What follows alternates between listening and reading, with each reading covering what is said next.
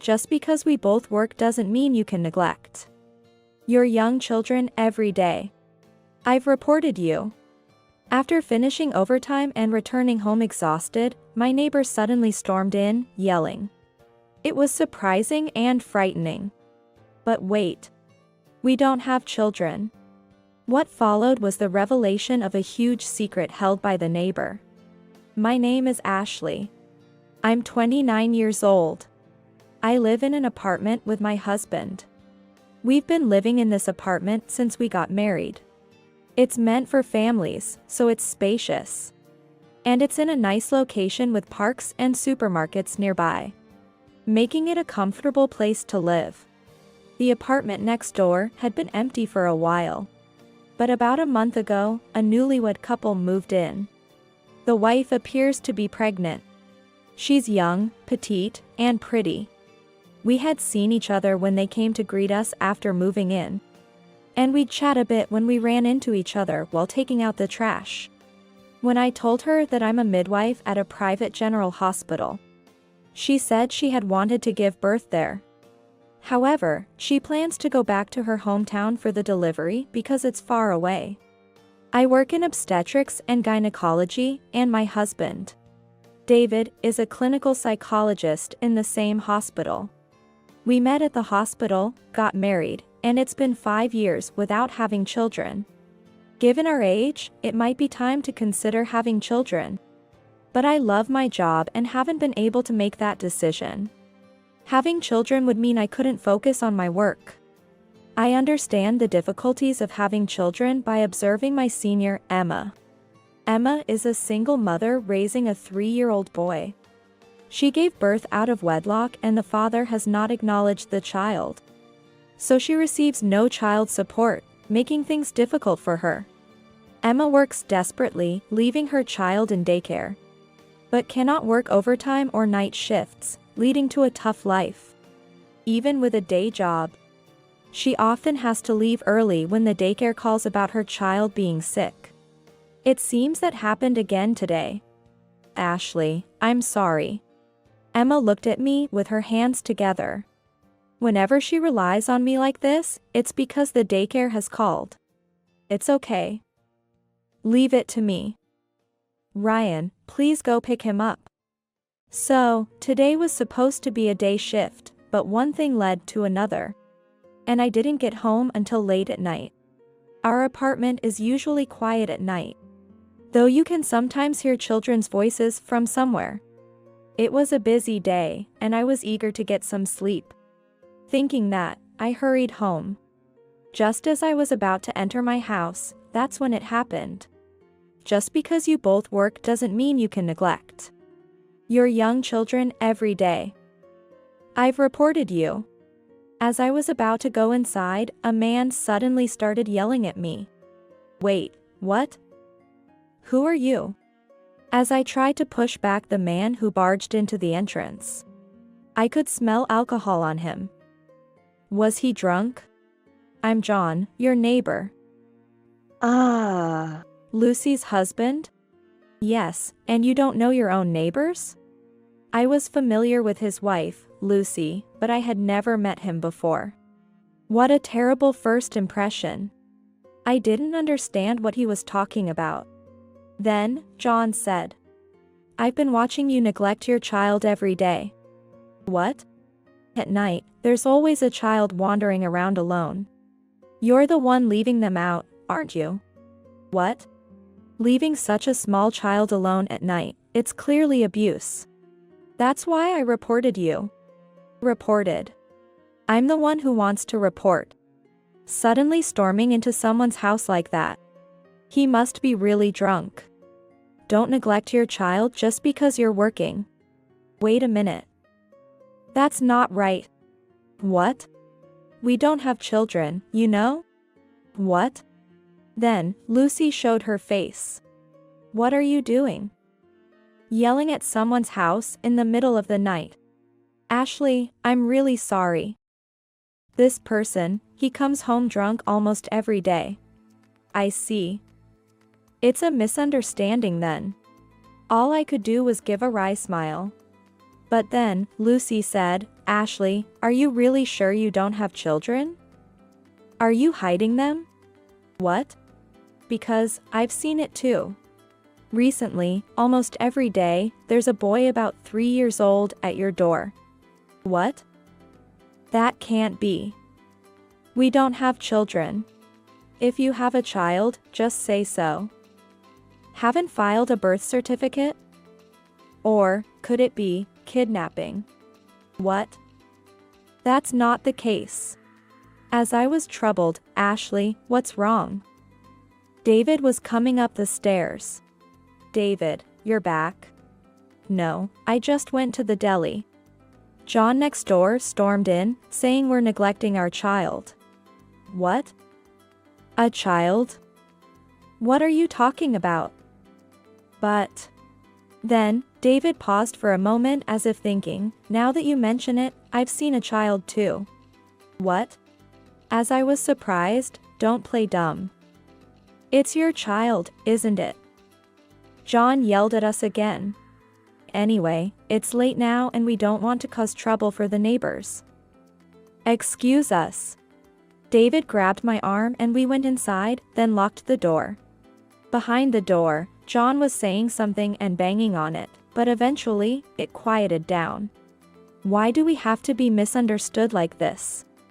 I was so exhausted that I just collapsed on the spot. The visit from the child welfare office happened the next afternoon. I happened to have the day off from work, and I was tired from the day before, so I slept until noon. I was hungry, so I was heading to the kitchen to eat something. It turned out that what John said about reporting us was true. I said we don't have children and they left, but I was surprised when the police came later. They asked a lot of questions, but it seemed they understood. I don't know if the suspicion was completely cleared. Never thought I'd be called by the police over a child that doesn't exist. It didn't feel like a day off at all because of all this. And so, without doing much, it turned into night. Oh no. I need to prepare dinner before David comes back. I left the apartment and headed to the supermarket nearby. At the front of the supermarket's automatic door, I ran into a familiar face. "Oh, is that Emma? And Ryan too?" It was Emma with a little boy. "Oh, Ashley." Emma Morgan seemed surprised too. I had never met Ryan before. But I always felt like I knew him because Emma showed me his pictures and talked about him. "Do you live around here, Emma?" "No, it's just that I had some errands nearby. It got late, so I thought I'd buy some dinner at the supermarket." She seemed unusually hesitant for her usual self, clearly surprised. I wonder what errand she had nearby. "I see. My place is just around the corner. Please come by sometime." "I didn't know that." "Well, I need to get this little one to bed soon, so see you later." Emma quickly went inside, and after that, we didn't see each other inside the supermarket. While preparing dinner, I kept an eye on the outside. I occasionally opened the door to peek, but I didn't see the boy John was talking about. It must have been a false accusation after all. Just as I was about to close the door, John came out from next door and passed in front of our door. "Oh, good evening." It was awkward, but I greeted him anyway. However, John didn't seem to have the same idea. "You didn't get arrested?" "What? The police were here, weren't they?" "Yes, they were. The child welfare office too. It seems they understood when I said we don't have children." "What? Still playing innocent, you criminal." "What? It's obviously strange. A little child wandering around here every night. But, I haven't seen them. I was off today and didn't notice anything." "Of course, you could say anything if you're the perpetrator." "No, because there's no perpetrator or anything. John wasn't drunk today, but he was making such accusations again. My wife Lucy and your husband saw the child, didn't they? Why haven't you seen them?" "I don't know. I got it. It must be your hidden child. What? That's not possible. Please stop this already. This is so confusing. Now that I think about it, Lucy also said she saw that child.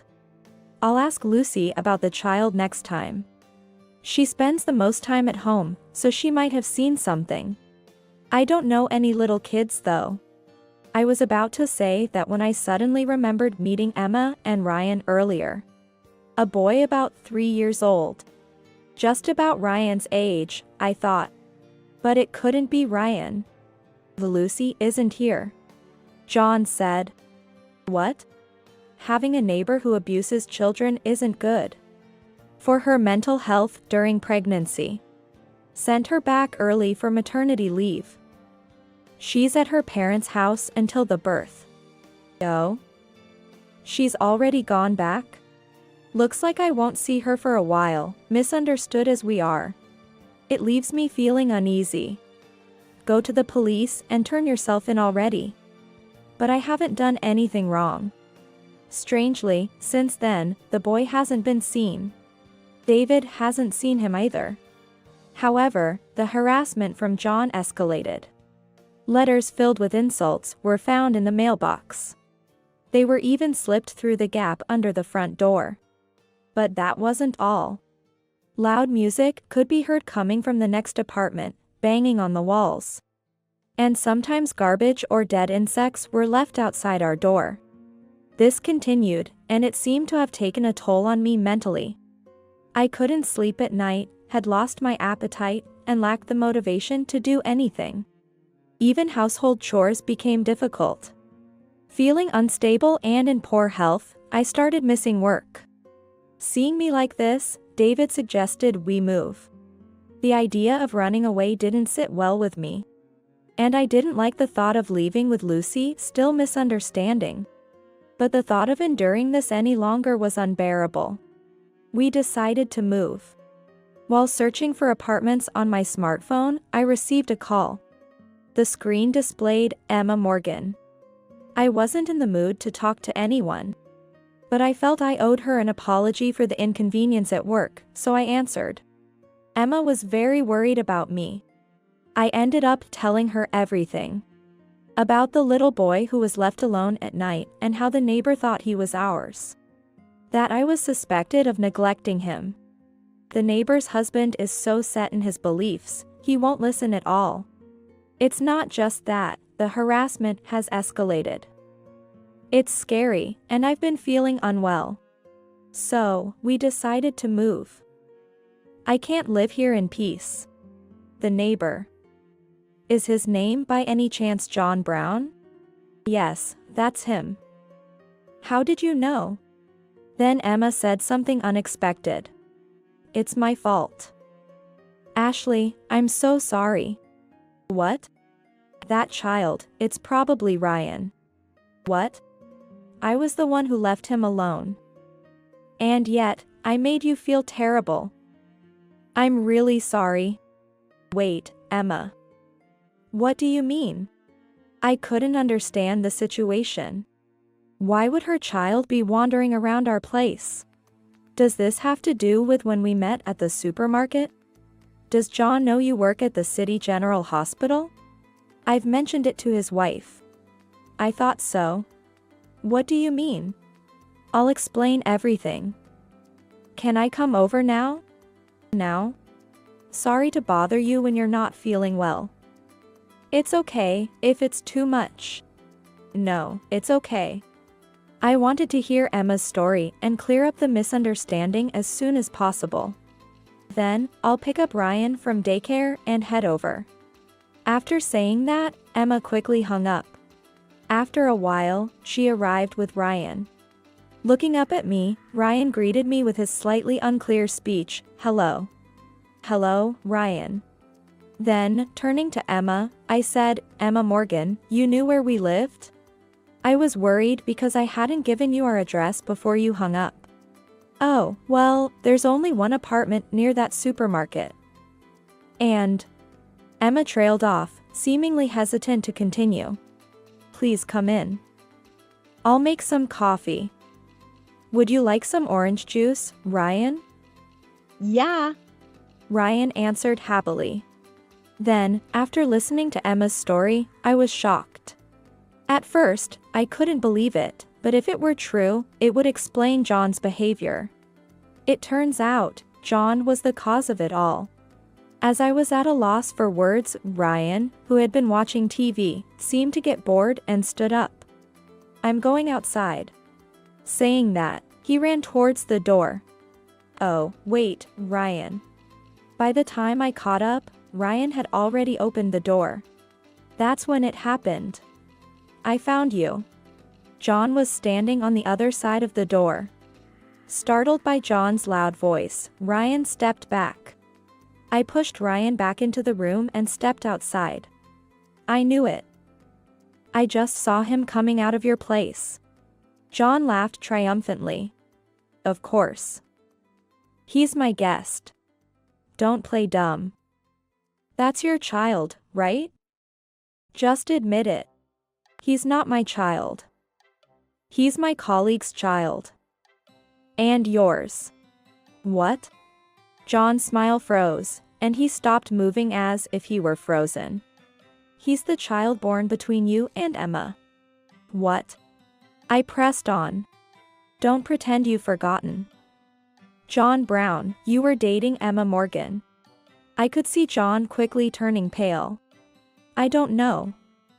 I don't know anyone by that name. You promised to marry her, she was so happy. But you cheated on her with a younger woman and broke off the engagement unilaterally. Emma was pregnant with your child. Yet you disappeared and married that young woman, who is Lucy. I don't know any. I don't know her. Don't joke with me. Do you have any idea how much Emma struggled without you acknowledging your child? What are you talking about? You tell me to confess and turn myself in. And now, when it's inconvenient for you, you deny everything. I'm appalled. No, it's just that. Emma had to work as a midwife and also took a night job cleaning at the supermarket because she was struggling. There's nowhere to leave Ryan at night, so she took him with her. One day, she saw you shopping at the supermarket and found out you lived nearby. That's a lie. It's true. Emma told me everything. She wanted to talk to you and wanted you to meet your child, so she followed you. Then, she saw you entering this apartment. But when she saw Lucy coming out, she realized you were married, even with a baby on the way, and couldn't pursue you any further. Could it be? I once told Lucy that I work as a midwife at the city hospital. John, didn't you hear about this from Lucy? You knew Emma and I work at the same place, didn't you? That's why you harassed me, to avoid being exposed as Emma's ex. But you never imagined the child you occasionally saw was your own. You've been trying to drive me out of the apartment with false accusations. Wait. Is there any proof that he's my child? If you want to prove he's not your child, you'll cooperate with a DNA test, right? But, to go that far. If he's not your child, you should be able to do it. No, that's, well. At that moment, Emma appeared from behind me. Everything Ashley said is true. John's eyes widened. John, it's been a while. Emma. John was clearly flustered. Why are you doing this? Do you want to destroy my family? If I wanted to destroy your family, I would have shown myself when I first saw you with your wife. I don't care about you. I just couldn't bear the thought of your wife going through what I did. Then why send the child to me alone? Ryan waits for me in the break area while I work my part-time job. But sometimes he sneaks out. He must have remembered coming to this apartment last time. Maybe he felt something, even as a child, and that's why he came here alone and you saw him. John slumped to the ground, deflated. I'm sorry. You think sorry is enough? Then, John knelt down. Please, don't tell Lucy about this. Emma and I exchanged looks. Emma shrugged resignedly. I addressed John, still bowing his head. Is it because you don't want to ruin your relationship with Lucy and your unborn child? Yes, please, I'm begging you. That's for Lucy to decide. It's better she knows what kind of person you are. If she forgives you, then you can continue as a family.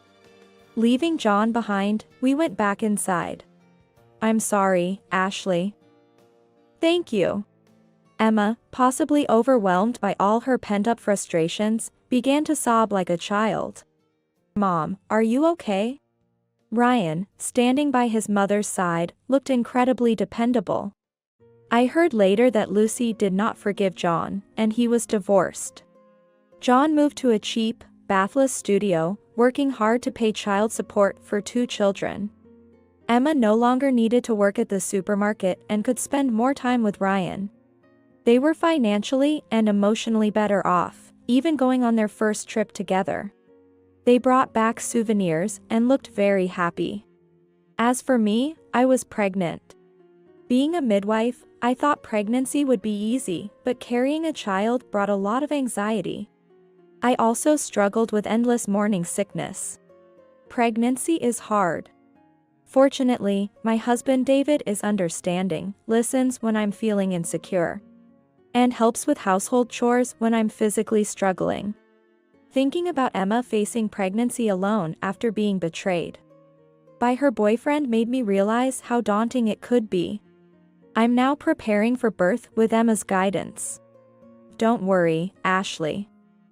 I'll be there to deliver your baby. Emma is very enthusiastic about it.